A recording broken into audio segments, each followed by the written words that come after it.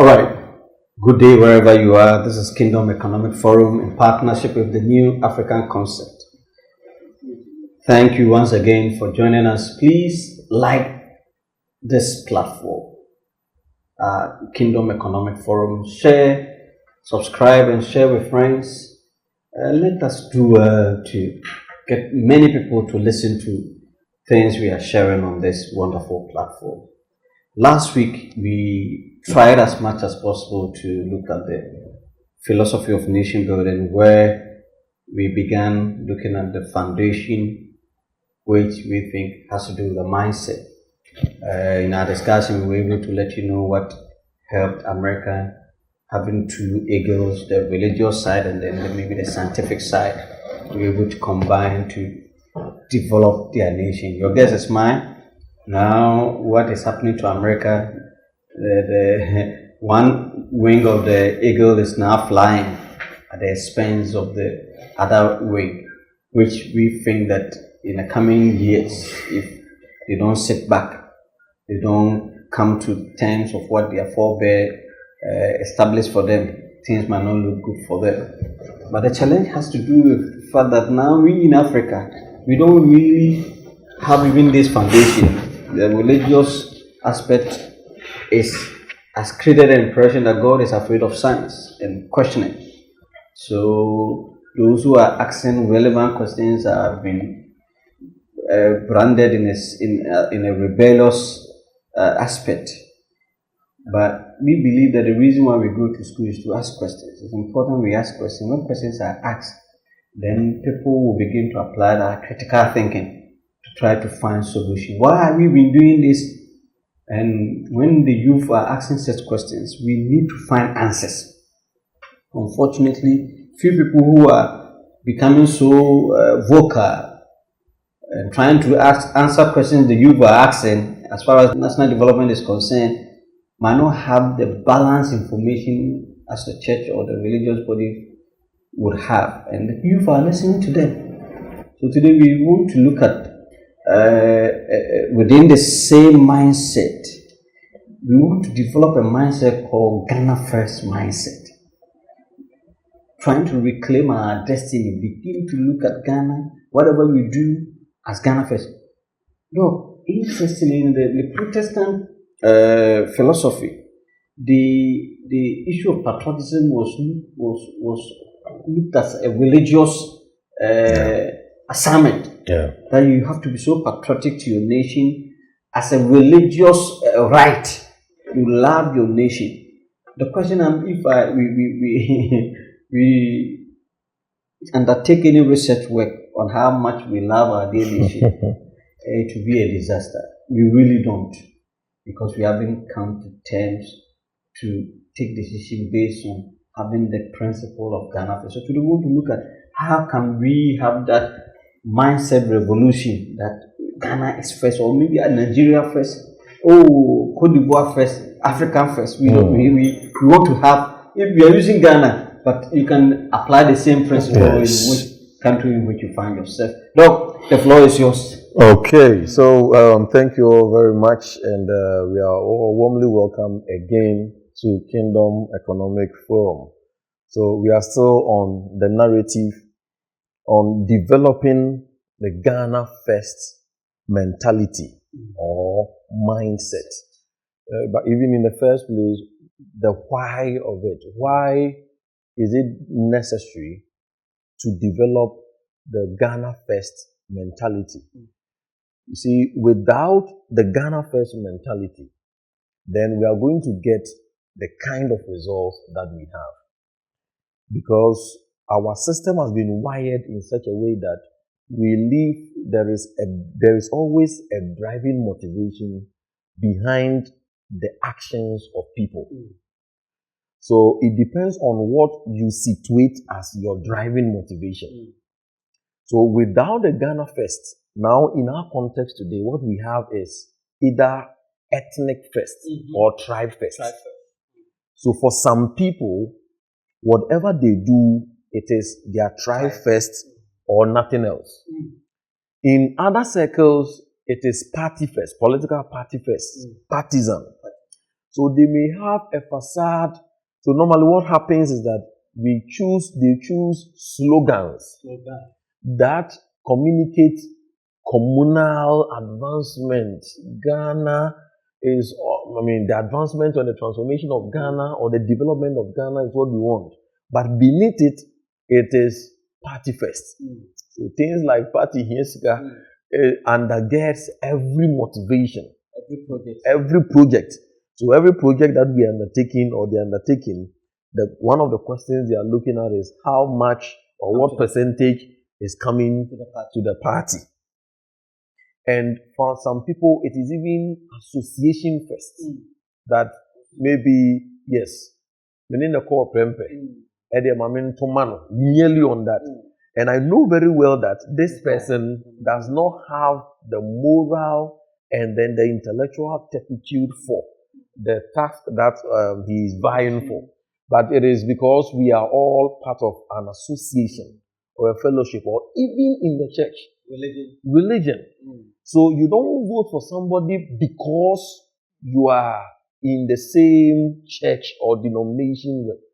So the idea of the Ghana First, the absence of it has brought about the rippling effect that we have. So the motivation becomes something that I am going to get something from. And mostly either by association, by religion, by partisan or political party, by tribe, or any other thing. The other end is that whatever the person is doing then also has a selfish interest. So it is a dual approach.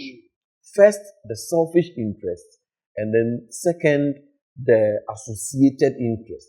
So the associated interest then becomes either the association of interest or the political party or any of the other stuff we've made mention of. Then comes the bottom line, which is the selfish interest. The question is, what will I get from this contract? What will I get from this particular thing? Where are we getting these things from? There is the religious and then the cultural. There is a cultural dimension that contributes to, or that has contributed to this. And then there is the religious dimension.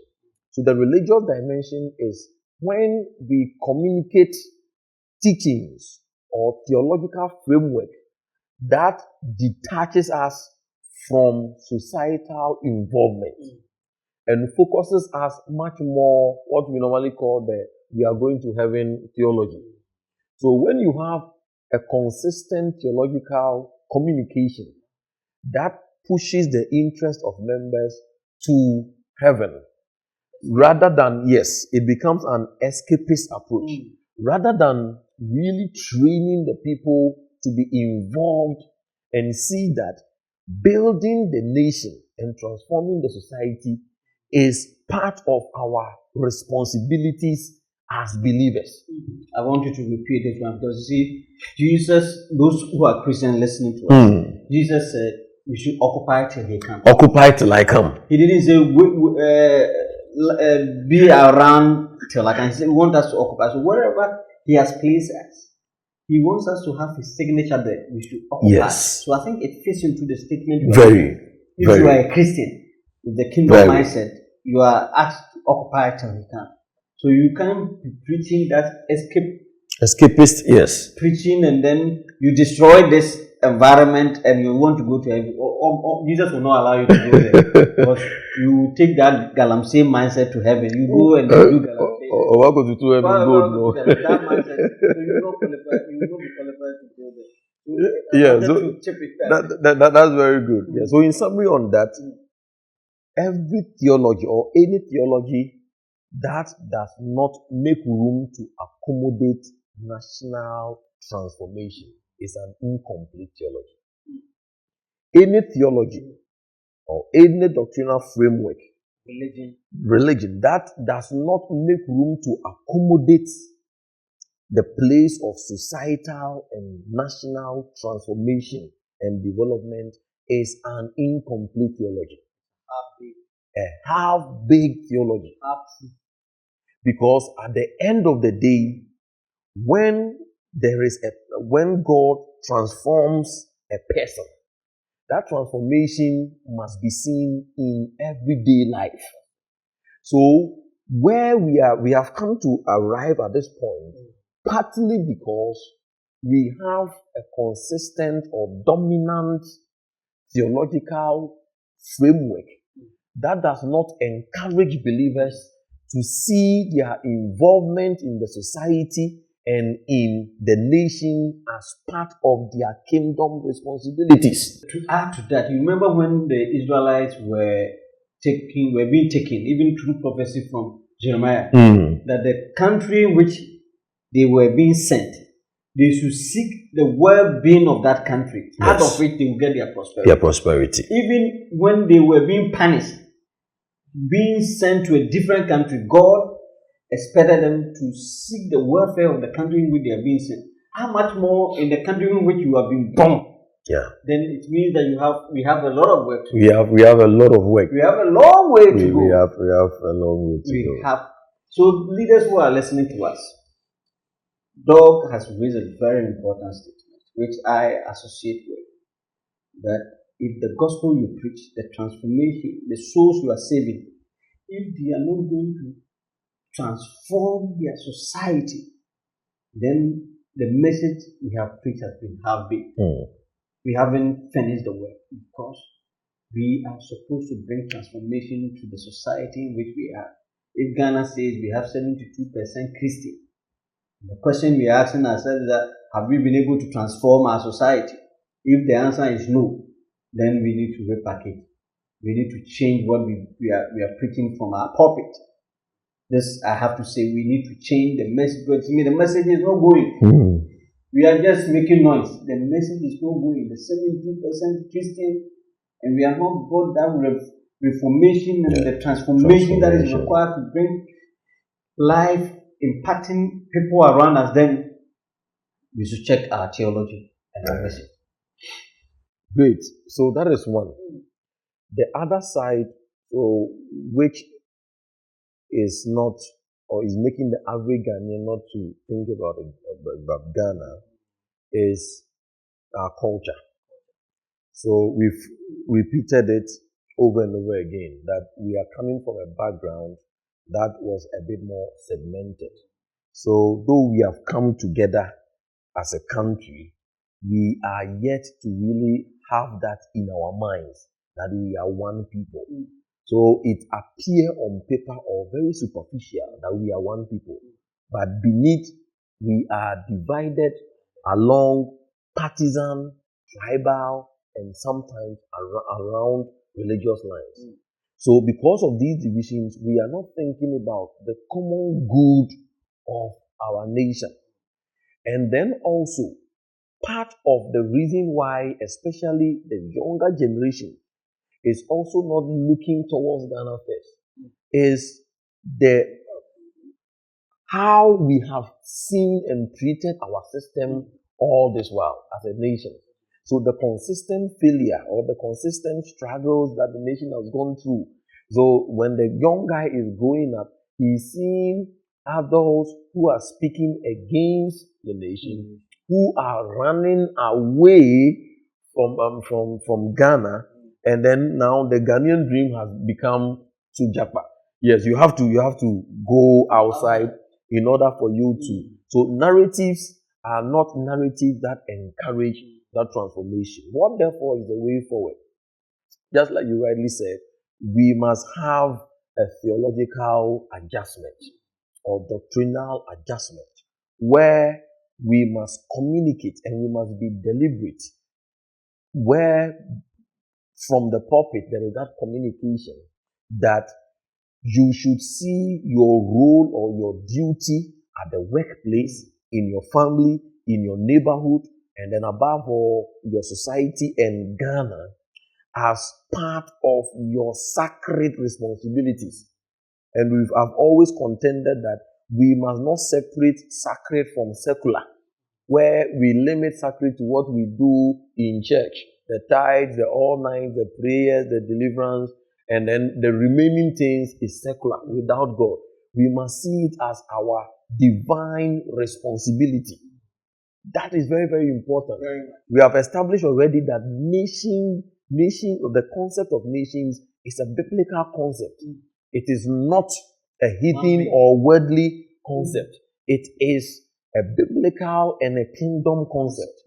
The onus, therefore, is on us to really challenge ourselves and then commit ourselves along that line.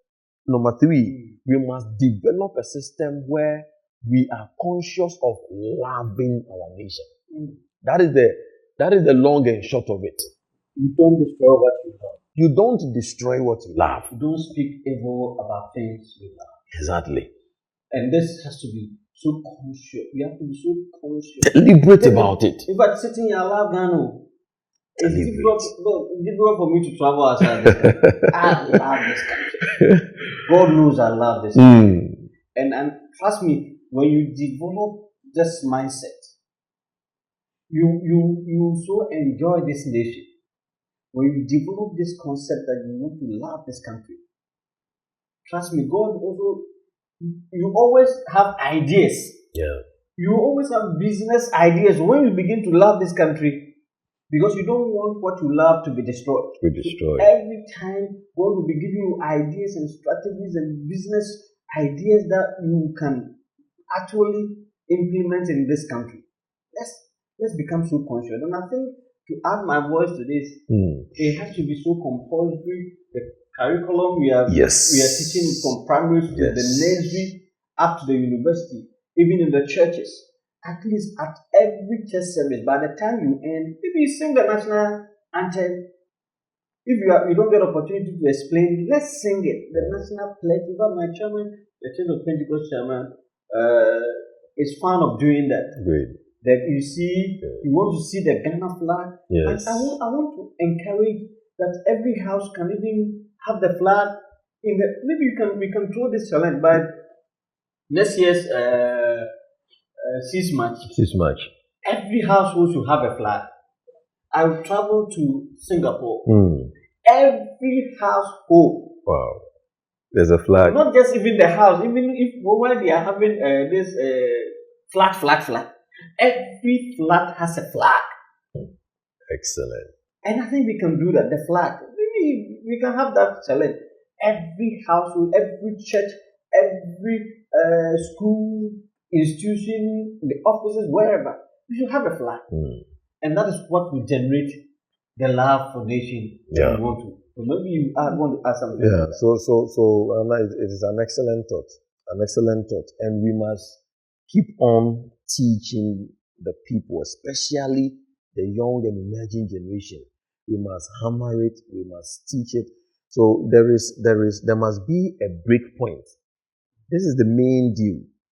There must be a break point, and the break point is that as we are maybe talking about maybe the Ghana flag and other stuff, the next level is they must begin to see adults or mentors or people above them who really show by their lives that, one, there is hope for Ghana, and then two, these people love Ghana. Else, what is going to happen is we are going to be singing lies, like we sing the anthem. Or yes, sometimes we even sing the anthem, and then we sing the pledge. There's also a musical form of it where we can either recite or sing it. But though that is good, but the strength lies in the fact that when the person is growing, You see somebody. he's beginning to see that there are people in the upper generation who really love the country. who really love the country. And part of it that we can do is now we must design history. We don't talk about our histories a lot. You don't. The heroes and heroines of our nation. Unfortunately, there are many people who are not in the known. With this one, I have the opportunity. Let me mention that, in my hometown, it's 300 years. This 300 year is years. exactly 300 years. And like you rightly mentioned, as we speak, I have a team working on developing the history of my hometown. Excellent. My hometown is Asante Asama. We are coming out with the history, and then what I have done is that I've written to all the family members in the hometown that they should tell me how they came to the hometown, and then tell me ever since they came there what has been their achievement, and then within the family, those who have done something significant, they should let me have, so that we have a very good book. When next year I will launch the history book. Great. What is going to happen is that every child in Asante Asaman, as part of their, it could be maybe not part of the educational system, but all the children will have a copy and be reading this history. I'll be organizing quizzes, exams to know that they've really gotten it. And this goes for everybody. But I was even thinking of it from the family level, individual family level. Every family should even have a history, right? Their own history, your forebears, and this gives opportunity to those who have done history. We are giving up. These are business opportunities. It's a whole business. Business opportunity. Great history for families. So they have it there. Oh, my great grandfather came from here. He did this. He did that. Let us document all this information. And trust me, we are building a new tomorrow. So we have to start now. Our forebears didn't do it, but we have to start now. The history. And history should become a compulsory subject for everyone in the environment. In fact, the reason why I did that was that, in my chieftaincy, I went through a lot of difficulties, and my conclusion was that, in fact, Bible says, for lack of knowledge, people perish. It's so true. Those things that the people were maybe fighting with me was out of ignorance. Serious one. And that is what motivated me to try to come up with the history and then the structures and the systems so that people will understand. And the sad thing is that somebody could have killed me out of ignorance. People are killing people out of something very flimsy that has been sold to them. So if you're a leader and you are listening to me, please, even in the churches, the local assembly have to have a powerful history how the whole thing started. Let us have the individual history, and then we communicate, we bring them together to have the mother church, even the mother church having a history of it. But it has to start from the local assembly. And if there's an institution, try and get the history down. It's very important. I think we've said it in some previous episodes. We made a quote that a nation that does not honor and celebrate its heroes is not worth dying for. How? I just watched a documentary on a champion of Kendall Champion. Kutuo Champon. Yes. And it said that he did not build a house for himself. Exactly. So you were mentioning that we should let people know the history. Unfortunately, because of the partisan challenge, these people have to be honored. People know that the only house he had was in his hometown. Becoming I don't know, the president of a nation. We have had people who died without having taken a dime from our national government. Most of the estates we have, he built. But he did not.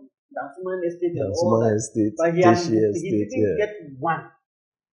Let's ask our current DCs, MCs, ministers, and the government appointees. Mansions that we have had. We need to become an example for our youth. And like you mentioned, you can read the history if there's nobody to look up to. Even within the church, we have pastors who are having 5 rooms and I remember a friend told me, they should tell us if the heaven, God has postponed the heaven, they should tell us. These pastors who are building 5 houses, hiding behind and God has blessed you. And you are telling us we should. You have to say Adabu deal. That was true. But you have 5 houses. The heaven has been postponed. God has postponed heaven. You should tell us whether we So go. it's not only from the political elite for a pastor yeah. preaching this gospel, letting people know, and we are hiding behind prosperity messages without burdening people. It's not giving us the right mentors. Yes. The youth are not getting the right mentors. So we think that the gospel has become a transactional gospel. Yeah. And it's we need to. I just thought I have to bring some of these. Yes. So we are looking at developing the Ghana first mentality. And these are some of the things we are exploring, that one, that we must be deliberate and intentional about teaching it. And then two, we must have more or less the appearance of it in songs, in anthems, the flags and all that. And then three, the younger generation must appreciate, or they must begin to see within the upper generation people who love their nation and people who are living by it. And that's where the strength is, and that's where the history comes. Because we don't honor our heroes and heroines, it is difficult to die for the nation. So now when you are telling someone to sacrifice for the nation, he has seen what has been done to those who sacrifice for, yes, there was nothing good. So their children are even suffering now. And then they have been bad-mouthed. How is it that you want to encourage me to sacrifice? So we shall die for our nation. At the end of the day, we'll just sing it in songs. I will die for you. But it drew on my big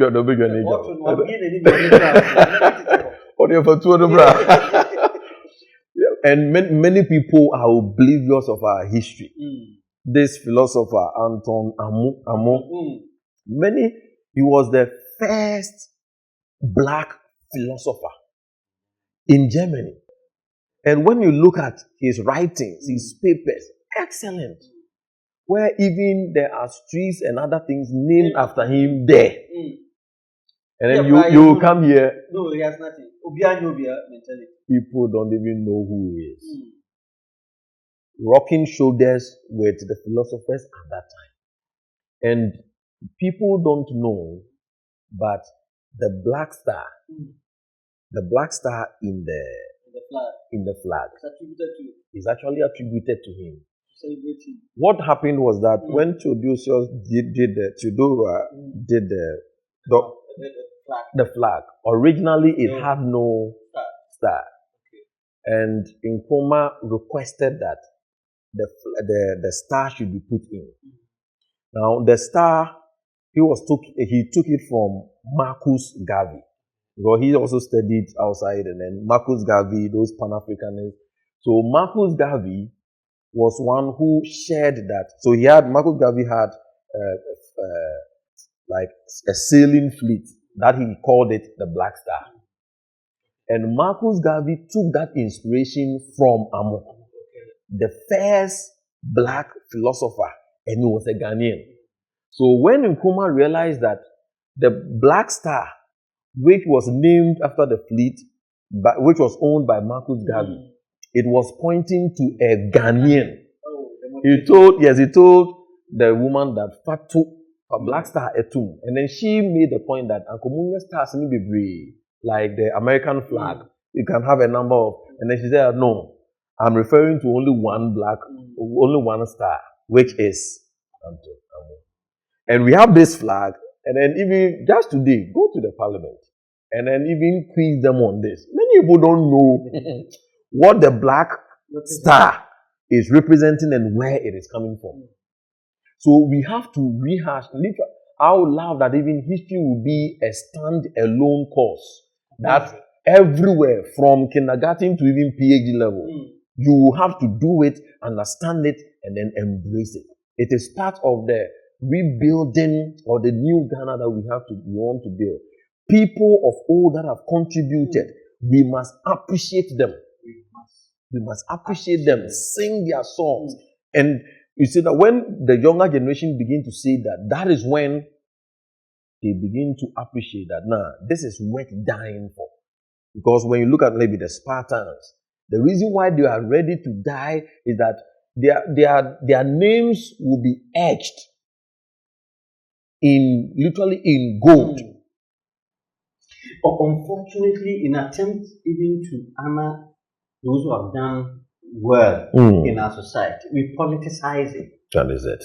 Naming universities after some people who have done something good. But if you go and do further check, it is maybe political bias. Political bias. And these are the things that... So another government comes, repeals it, and it's a whole lot. Beloved, having listened to us today, we told you that this discussion is what we're going to have next year. So these last week and today is just a teaser. But come next year, the philosophy of nation building is going to be our major theme. We will take you through the practical ways of achieving that. We came to encourage you to love Ghana. Ghana is all that we have. Yeah. As we speak, I was watching the video. It is true. There are a number of Nigerians who want to come to Ghana will amaze you. Ghana is beautiful. But what I want you to, unfortunately, because we don't love our nation, foreigners are benefiting than the indigenous. Much more, yeah. If you ask any foreigner, the moment they come here, they see the environment, the resource God has blessed us, and they love this nation. They don't want to go back. But you that you are a citizen, you don't love it. The thing is so close to you, so you don't even value Ghana. Some of you, because your party is not in power, you are even praying that a Jamto Ghana. We need to move away from. If we begin to love Ghana, the politicians will not dribble us. For the sake of our love for Ghana, in the coming elections, because we want to do that, the program we want to have come next year, you will not be bought by any politician lying to you. Sure. We want to enlighten all of us. Make time for us in the coming year. Make time once a week. Make time so that we build your capacity. We try to end this year's episode in the coming 2 weeks. This is what we're going to do. 2026 is coming. We want to help you to plan for 2026. So come next week. We're going to discuss how you can prepare and plan for 2026. I know that now the billboards are coming up. Crossover. 31st. Jump over. Run over. Camp over. Prophetic here and there. We want to help you to go beyond the prophetic messages that you receive, so that the coming year will be so excellent for you. So next week, we're going to plan with you, give you some keys that will help us to plan for the coming year. Until we come here next week, this has been Kingdom Economic Forum. With me has been Dr. Joshua Ponsafo, and I am very much John Ponsafo II, Santia Samai. See you next week. Bye-bye.